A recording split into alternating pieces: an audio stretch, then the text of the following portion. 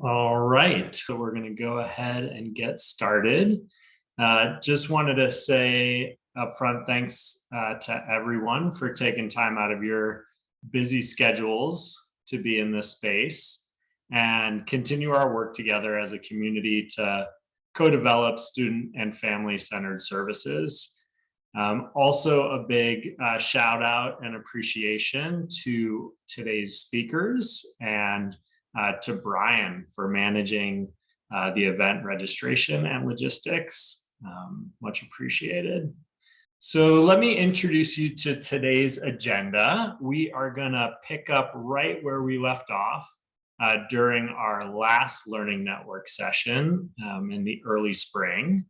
As a reminder, Renton School District is looking to scale up the King County and Seattle Children's SB ESPERT program across the district. And that's, for those of you who don't know that acronym, that's school-based screening, brief intervention, and referral to treatment. And where we left off last time, as they prepare to expand the program, leadership has really been working to address some of the current challenges that school staff and community providers are facing when sending and receiving referrals. So that RT part, referral to treatment part of SB ESPERT is an area that we've been focusing on the last several months. So today we're going to hear more detail about the current challenges related to referral to treatment processing. We're going to hear what a simplified referral to treatment process might look like in the future. And then we'll hear about the co-design journey that Renton School District, Dimmitt Middle School, Child Haven, Consejo, and Sound have been on over the last several months to build out what we're calling the Renton Referral Hub. All right, so a couple of quick reminders for folks who may have been here for both the last Learning Network sessions or may have missed one. So in that first Learning Network session of the year, Vicki really kicked us off and put out Renton School District's draft mission and vision statement. So what the group is really trying to accomplish, our mission, our vision, our charter, to ensure that every student and family can access the services they need to achieve social, emotional, and mental well-being, regardless their social, economic, and cultural circumstances. So big lofty vision, big North Star for us to keep driving towards.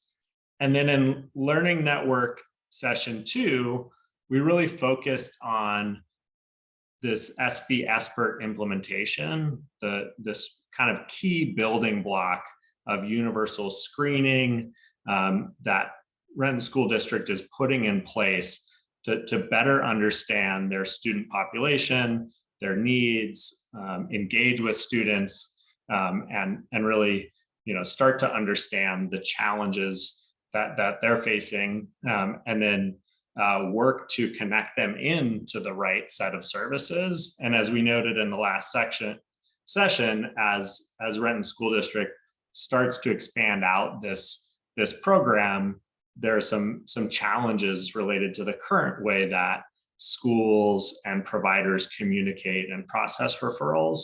And so the goal of today's session is really to start to talk about how we can address that challenge. So with that, I am going to hand it over to Chelsea Schiller. Chelsea is a member of the Health Commons team. She's the director of the Program Accelerator team, and she'll be taking it from here. Thanks, Adam.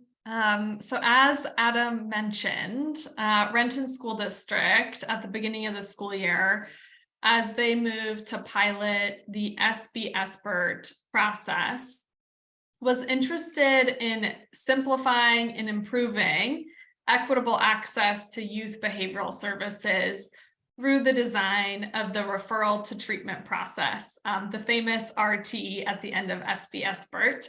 to ensure that students screened during the screening and brief intervention could easily and appropriately be matched to services. So kind of with this prompt, we got to work. So to start this process, we spent time at the beginning of the school year understanding the current state from the perspective of different stakeholders involved, from students, parent caregivers, school counselors, community providers, as well as the SBS BERT program team. This included understanding what was working as a part of the referral to treatment process and what was not working, or where were kind of like opportunities for improvement and coordination and collaboration to make sure that there were successful referrals to treatment. So from our school counselors, who are responsible for identifying and submitting referrals and coordinating the communications with parents, caregivers, and students, we learned that from the student and parent caregiver perspective, that when students are referred into services, sometimes it can be a confusing process for parents or caregivers, especially if this feels really new to them, or, you know, is coming from a place that might carry some stigma or some hesitancy. Sometimes parents and caregivers weren't always clear on like the next step in the process and felt like sometimes they experienced long wait times. And then from the school counselor perspective, we learned that this process can be really time consuming. It's manual. School counselors hold really large school student portfolios, and they would really benefit from something that was perhaps a little easier to do or less time consuming, so that they could attend to other work that's critical for student success. And another thing that came up was also a lack of visibility into the student referral status. So once school counselors kind of made a referral, it felt like it kind of went perhaps into this unknown space. And so school counselors weren't really able to have full visibility on perhaps how their students were doing or kind of where their students were at in the referral process. From our community providers who are responsible for being on the receiving end of processing referrals and intaking students into their services pending fit, we learned that, you know, community providers receive referrals in many different ways from Renton, depending on the system. Perhaps it's phone, perhaps it's online form. And then we also learned that, you know, sometimes there might be an unqualified match where a student is referred into a provider and maybe the student need isn't the right fit for the provider, or perhaps there's an insurance mismatch and the provider maybe isn't able to support the student in the ways that are needed, which results in the student having to kind of restart in the process or finding a different provider that has availability or that is a good match. And then from our SBS BERT program team, those responsible for kind of rolling out SBS BERT and really making sure this end-to-end system is working the best possible way. The big thing that we learned was just a need for visibility to inform better program design and evaluation, so that the program team could understand the states and statuses of where referrals were at, and maybe how the screeners were supporting in identifying need for referral and actually getting a match.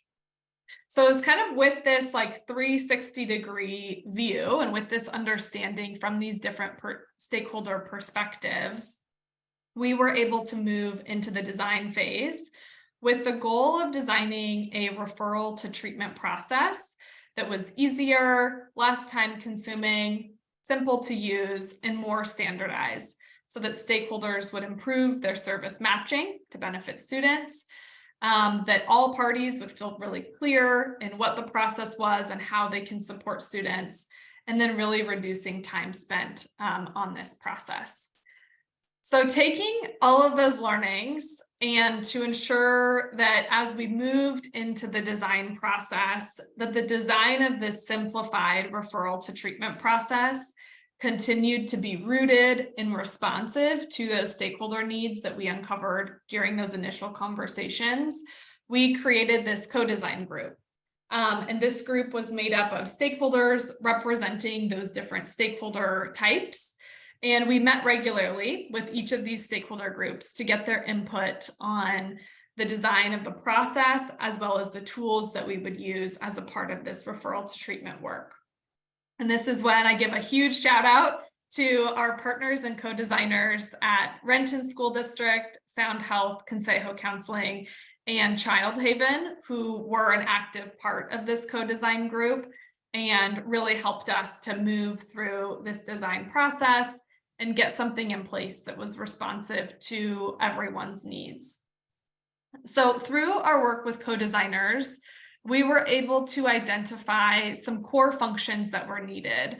And our partners identified the need for, first, a standardized process to use across schools so that there was a clear process to follow and providers to activate.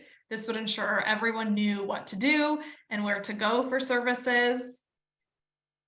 Second, we identified the need for a centralized hub, a central place to really coordinate and manage referral submissions, matching, and reporting, kind of like a core entity that would ensure there was a responsible party for making sure the student was matched and the relevant stakeholders were updated, helping it to be more of a closed loop system.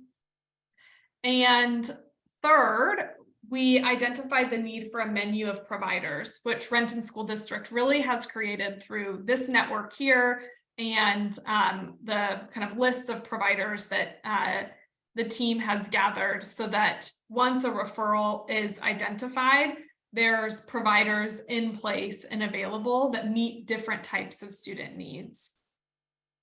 And lastly, we identified that for this hub, this central entity to manage the referrals, it would be beneficial to have kind of a third-party trusted broker to help operate the hub and coordinate across stakeholder groups, so that everyone felt connected and clear on what their next steps were. So it's with these core functions or jobs identified that we designed what we're calling the Renton Referral Hub. And I'll hand it off now to my colleague Celia, a senior program manager at Health Commons Project, who was on the design team for the Renton Referral Hub. And she will walk us through really like, what is the Renton Referral Hub and how does it work, to give everyone kind of the inside scoop. Thanks, Chelsea. Hi, everyone. It's good to see everyone here. As Chelsea said, I'm going to provide an overview of the hub that we created over this past several months at Renton School District. And I'm going to go over it in a relatively high level and can always answer questions at the end.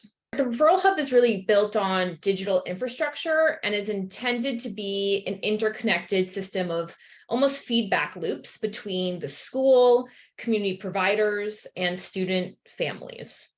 And we had some key tenets and functions that were really leading us in our work. This includes standardization of critical resources such as referral forms, as Chelsea mentioned before. High quality matching, so an eligibility and availability check of student needs to available high quality services. Coordination to offload work on both school counselors and providers.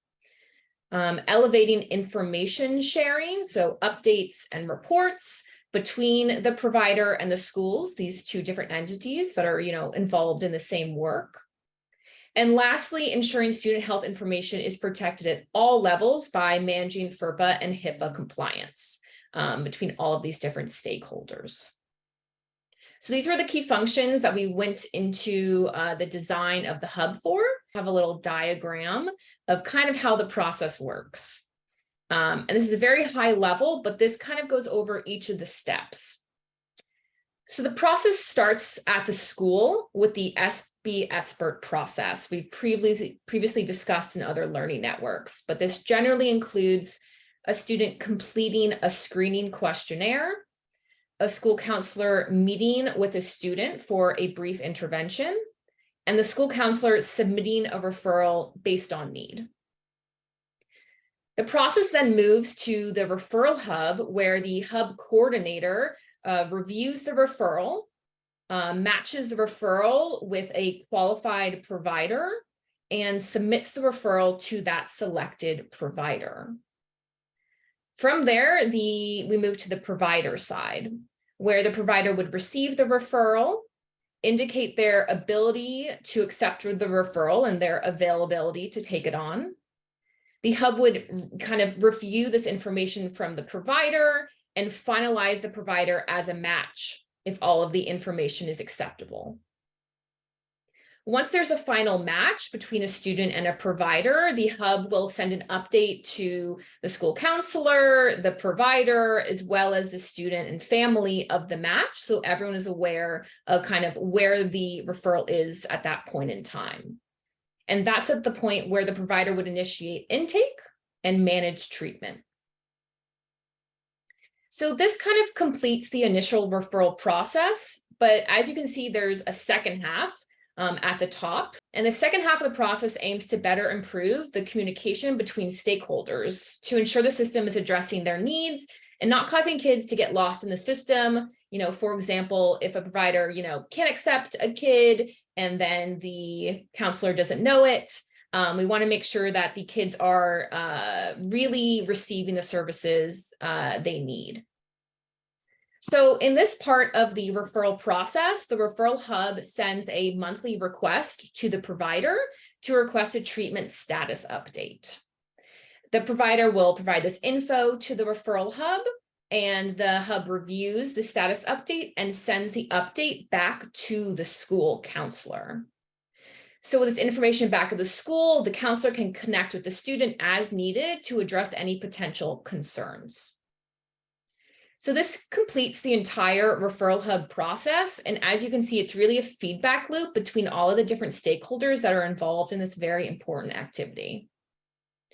So I give you a little introduction to the hub, but we also want to introduce you to the different co-designers that really made this happen, from the school to the community providers.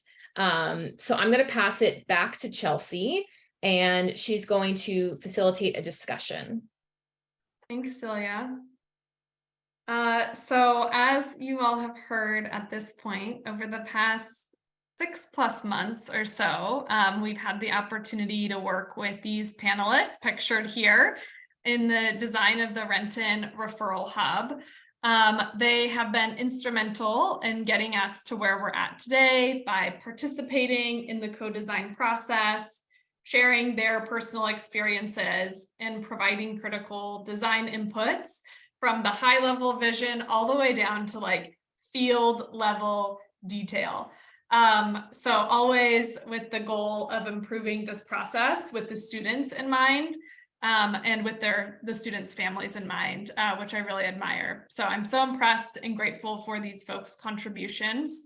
As way of introduction, our panelists today include Davina Uggan, social emotional learning facilitator at Renton School District, Scott Sturdivant, school counselor at Dimmitt Middle School, Sharon Ramez, the clinical director at Child Haven, and Erich Flacker, behavioral health clinical director at Consejo.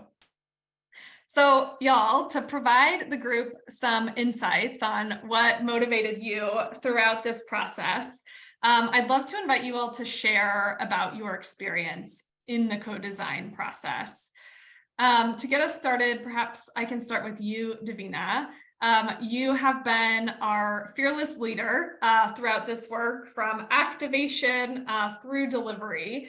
Tell me about maybe why simplifying and standardizing the referral to treatment process was an important part of standing up SBS BERT at Renton School District. Thanks, Chelsea. So at Renton School District, part of the vision was to really look at how we're intentionally addressing the social emotional needs of our students. And that included SBS BERT in really identifying what are our student needs And then from there, how do we provide access to those services if those services are needed for our students and families? And how do we do that in a way that works smarter and not harder? Because we all know right now that as far as the referrals, every agency has their own referral form, but a lot of the questions are asking the same thing. So there's that piece. And then there's the referral process right now. When a school counselor has to ask or to reach out to a provider, there are long wait lists right now. And so what is happening, and what we've been hearing is happening, is that a lot of our different counselors are calling each agency to see what is the current wait list. And so it's taking the capacity of our school counselors to do that, as well as the capacity of the agency providers, the schedulers and coordinators, to look at that and be able to answer that. And this seems like the most efficient way of being able to address some of that and being able to close that communication loop. And then also looking at what is the perfect match intentionally, right? When we're looking at what are the culturally relevant organizations when looking at the demographics of our students, because we are a diverse school district. And so being able to look at those things intentionally and looking at what each agency specializes in, connecting them into those relevant services, and then finding out, how soon can they be seen? And if not, then what are the other possibility or other options for our families to get them connected sooner rather than later? And doing that in a, like I said, smarter, not harder way for everybody involved. I like that smarter, not harder can maybe be the new tagline for this project. No, I really appreciate, hashtag, I think you just did. I really appreciate you naming that. And I think what I heard you say too is like smarter, not harder throughout the whole process. So making it easier for our school counselors, making it easier for our providers, kind of administratively, so that they are able to focus on the work that is most important, which is that time with our students. So the Renton Referral Hub, the process really starts with the school counselor submitting the referral. Scott, as someone who submits and manages referrals for students at Dimmitt Middle School, what was important for you to see in the design of the Renton Referral Hub when you were initially getting involved? I'm gonna actually encourage us to change it to smarter and radder as the hashtag phrase, just because everybody knows how much I love that phrase. Because we joke about that a lot. So with that, I think it really is. Davina said pretty much everything that I could possibly think of, but I think it really is that centralized location, because it can be time consuming to be able to reach out to so many services. And then if we do put out a referral, we're not often sure where it's gone or what the next step is. And so being able to have like an automated system of response, and we know like where it is in the stage of they've been reached out to, we found a place that fits, they have an appointment set up, they're not engaged at all, and we're closing the case. So I mean, being able to have like step-by-step system of communication is really helpful, and it takes away some of that time and kind of the unknown. Also, I think it's really helpful to have to know there's a lot of resources out there, and to be able to find appropriate resources for students, and that can be difficult as well. So being able to put it into a centralized system, I think can be helpful, because then the providers sift through that and are able to take on a student and say like, oh, this really fits with our philosophy, or with our the way that we work with people, or the things that we can offer. And so I think that's really important. And especially as we're doing more screenings, more universal screenings, I think not just us, but a lot of school districts are moving that direction. We're finding out a lot of needs that may not have been on the surface for students. And so we know that more students actually have needs than we maybe did before. And so being able to have a resource for that to be able to find a service. Again, I think there's what we struggle with, what everybody is struggling with is a number of openings, but in this way, there's communication about what's happening after we make that referral. Communication about like there is an opening or if they're on a wait list instead of just not even finding that out sometimes. Yeah, thanks for sharing that, Scott. The visual that came to my mind as you were speaking was like a relay race, and you really like wanting to have like a clear baton handoff to a centralized group where you're like, yes, I trust that you took the baton, and now there's like a group that's responsible for making sure that there's a referral match or making sure everyone's kept in the loop. Yeah, really appreciate you kind of painting that picture for us of the benefit of that centralized system to catch the baton and to take a little bit of weight off your shoulders. Maybe if we can move down the Renton Referral Hub process a bit to our community providers, Erich and Sharon, who are on. So once the referral is received, the Renton Referral Hub matches student referrals to one of RSD's community provider partners. For example, Consejo or Child Haven, but many of our community provider partners are on here and could imagine them kind of in your same seat. Sharon or Erich, feel free to jump in, whoever wants to go first. As one of RSD's community provider partners who receives referrals from RSD, what was important for each of you as a part of the design of the Renton Referral Hub? Or what were you thinking about as we were moving through the co-design process? I can jump in. I think for me, kind of the ease of the use of it was a big thing, especially with we have a separate referral team who was part of the process as well. So kind of going back to the smarter, not harder, making sure on both ends it's easy, and then that feedback loop was huge. I know for us, our referral team will receive a referral and they'll try to reach out to the family 3 or 4 times. And then if they can't reach them, I don't hear about that referral. And I sometimes would get school counselors calling me, what about, this student? And I wouldn't know. So I think this whole process will make it easier for me to check with our referral team, because I can say it came from this Renton school and they'll know exactly where to look for it. Because it came through the hub, then it'll be flagged in a certain way. So those were 2 big things for me, just kind of going back to the whole feedback loop thing on even just our end of receiving referrals and then knowing what happens to them, so I can let whoever calls me to inquire about them know what happened with it. Yeah, and for us, I think it was just important to have a process in place where the school staff is aware of some of the services that we provide at Consejo, so they can in turn determine if we are the best organization to address the client's needs. We as Sharon mentioned earlier, we also have like a team that takes care of the referrals, but they come from all different schools, all different districts, courts, etc., hospitals.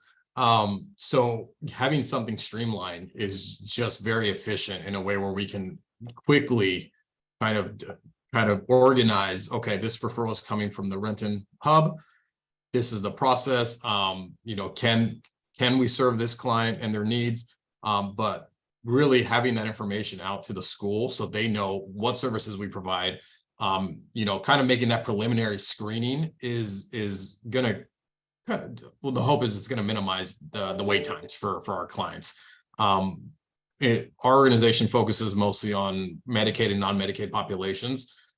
So there's many times where we get a lot of referrals from just different schools that are requesting services for our kiddos, but that they might not meet criteria for us because of our services that we're dependent on, or they are private insurance. They're a private insurance client. So I think just, again, having that information out to those that are making those referrals is going to just limit wait times. I'm sorry. And it's going to be just more helpful for everyone involved. So, and if we can't serve the client, then the hope is one of our community partners can step in and kind of assess and provide the necessary resources for those clients. Yeah, thanks both for those share outs. I really appreciate you naming the benefit of the whole process, how the screener helps to connect to a better referral, and how a referral can help to better connect to community provider services, and making that culturally appropriate, thoughtful match between student and provider. Something else I think both of you touched on too is that coordination piece between providers. And I really appreciate the shared vision or goal that I've really heard echoed throughout all of RSD's providers, of making sure that the student just gets the services they need in a timely fashion, in a way that they need it, and being really collaborative in that process of, being open to, okay, we don't have capacity at this time, and then, leaning on the hub or leaning on the process to then find a provider that can, and seeing that in play, I feel like is really important and responsive to a current constraint that I think Scott and Davina named, which is just the need for more providers. And that's one way that we can kind of best work around that right now, is coordinating between providers and availability and all of that. So good. So for all of you, Davina, Scott, Erich, Sharon, I think as we close this discussion, I'd love to just hear from each of you, either one takeaway you have as a part of the co-design process of the Renton Referral Hub. As you look back on it, kind of what's one thing that you're taking away from the process? Or one thing as you look ahead that you're perhaps thinking about or excited about when thinking about the Renton Referral Hub going live and being kind of in the flow of things next school year? I think for me, it's what I'm looking for in the future is really just improving the client experience with the referral process, right? Because we're all here doing this work for the need that is out there for our clients, for our kiddos. So just making it as effective and simple for our clients, our families that we're working with, that's really the goal here. So I think transitioning to a model of referrals where the school staff is involved, where the providers are involved, we all kind of have worked together to provide this feedback, is hopefully going to just streamline this process and minimize the gaps in treatment that we see. There's still going to be challenges, of course, but with this open communication and just this process in place, I think it really is going to benefit our communities so much more. And I will go next. I think one thing would be the communication piece that really excited me. I played the role of the parent as well as the student in this process, and it was amazing to see the email that I was matched with somebody and that I should be getting a call. And so if you're not, I don't know if you're like me, but sometimes I don't answer the phone when there's a number I don't know. And so, knowing that you're going to be expecting a call from a 425 number or whatever is going to be helpful, because to expect that it's going to be an agency or somebody calling you about something that you're expecting and looking for. So I think that's going to be a huge piece when it comes to that communication, both for our students and our parents or caregivers. Yeah, I think for me too, beyond everything that was just said about the referral process, the end part of it too, just the feedback loop of us being able to report monthly if a student is still engaged or not. As Scott was saying, it takes a lot of time for the school counselors to reach out to the different agencies. And when we have a student who's maybe dropping off of services, it's the same on our end of therapists trying to get in touch with a school counselor to give them an update, phone tag for weeks, which is nobody's fault because everyone's so busy. So just having that automatic update back to the school counselors of, yes, they're still engaged, everything's great, or no, they're not engaged anymore. So they have that heads up and can check in on things. I think that's going to create even more of that continuity of care and just kind of wrapping around the student and the family and getting them the services that they need. And I think, I mean, the communication piece has been something that we've all talked about. It's been a consistent thing. And I think with that, something that I look forward to is really an increased trust between providers and family members and the school staff, just increasing that trust because it feels more open. There's an trust in the system, which I think that, for a lot of our families, there's not a trust there or in the process. And so I think being able to increase that trust because of an open communication and a streamlined process, I think will be very beneficial in the future, not just for students working with these particular agencies, but also talking to students and family members about just the process of getting support and mental health. I think with that increased trust, it can just bring more openness to the process of getting support.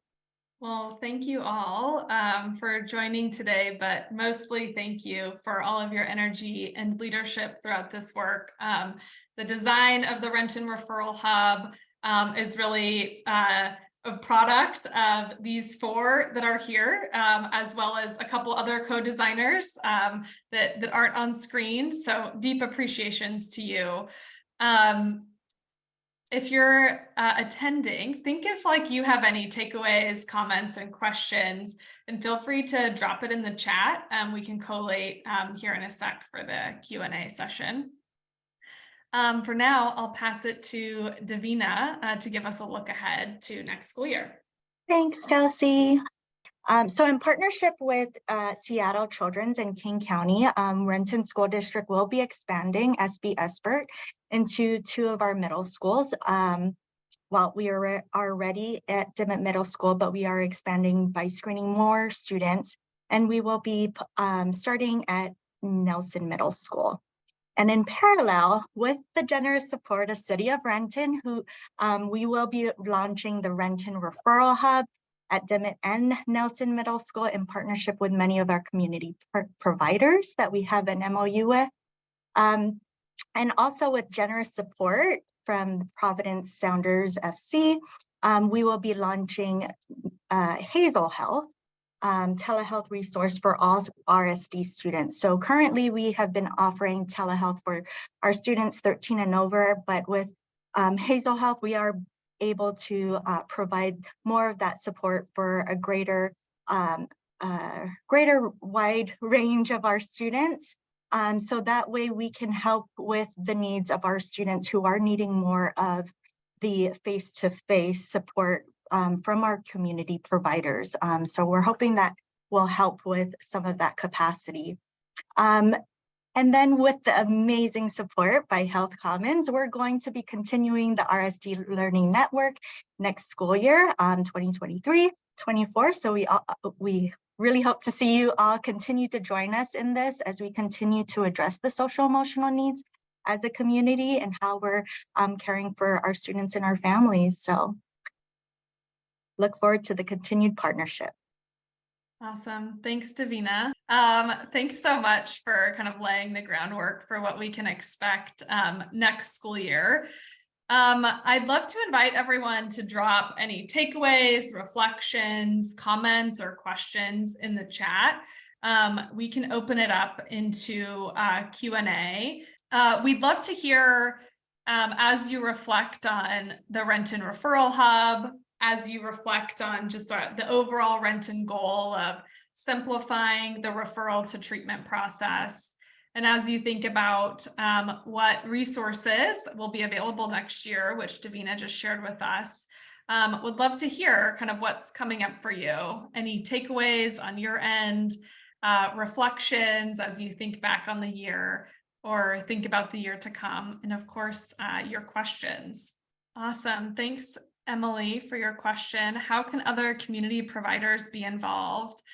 Davina, I'd love maybe for you to come off mute and share about Renton School District's SOQ process and list. This is really a process and list that Renton School District uses to house all of the community providers that will be onboarded to Renton Referral Hub. So Davina, perhaps you can share more about that. Yes, great question. So as far as a community provider providing services to our students at Renton School District, our new MOU process is called the Statement of Qualifications application. And the reason we moved from an MOU to a SOQ is we were trying to make the process better for providers in that we don't have to renew the MOU annually. With the SOQ, it is good, the SOQ application, it is good for up to 5 years. So the only thing that we need to be updated is anything that has expired. So whether that's your business license, insurance, any of that needs to be updated. I know that this is our first school year implementing the SOQ process, and it's been great to have our community providers just send us to that when it expires. So that's been really helpful. And the reason we moved to that process is because it's a longer length of time and it was faster each school year now. We don't have to always wait until the school year for things to start or to get things in place. As soon as the school year commences, students can start being seen by those community providers. So it's quick. It's beneficial all around for our community providers as well as our students. So we wanted to make sure that that was the best way of doing that all around. So if your agency or organization does not have an SOQ or does not have an MOU with us, please feel free to drop your email in the chat if I don't already have it, and I will send you the link for more information. And I'm happy to jump on a call or whatever if you have any questions about that and help you through that process. Thanks, Davina. Yes, I know Renton School District has a hearty list of community providers, and it's also awesome to include more that allows us to be able to have a good options list to make sure students are able to be matched to culturally appropriate and available services. So as a next action, perhaps for Emily or others, feel free to drop your email in the chat if you're interested in having Davina follow up with you. Awesome. Any additional questions?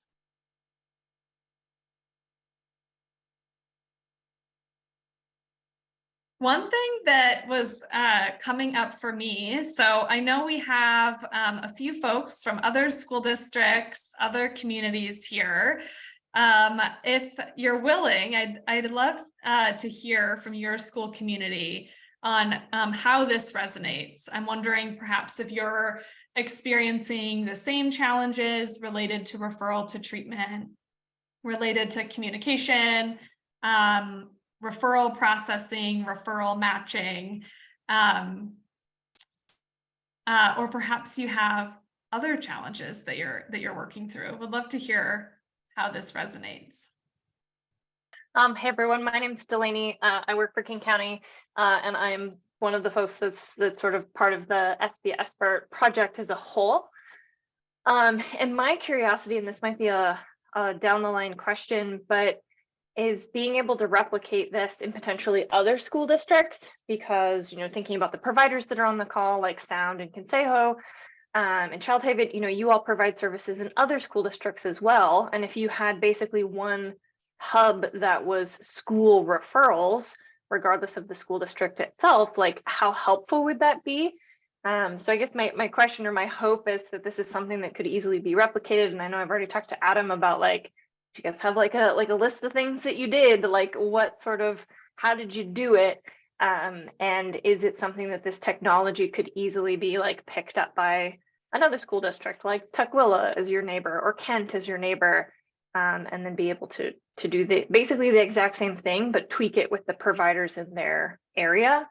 But again, that might be like a bigger picture once you all launch it and you're like, woohoo, it works. So we can be like, yes, do this in other districts too. I love that invitation. I think I heard many times providers commenting on the fact that, yeah, their geography that they're thinking about expands beyond Renton. So they're getting referrals from other school districts and experiencing the same things. But I'd love to hear from our community provider partners of course, I'd invite Sharon or Erich if you have any thoughts. Dennis, I know you're on the call, or other community provider partners that perhaps are thinking about this as well. I think it would be great to have it with the different districts. Child Haven works with 7 different school districts, and yeah, I think having something like this, especially, say it again, just the term of the day, I think is feedback loop with the different districts to be able to get students and families those services, and just in an easier, more efficient way would be really good. Yeah, so agreed. That would be great to have that statewide.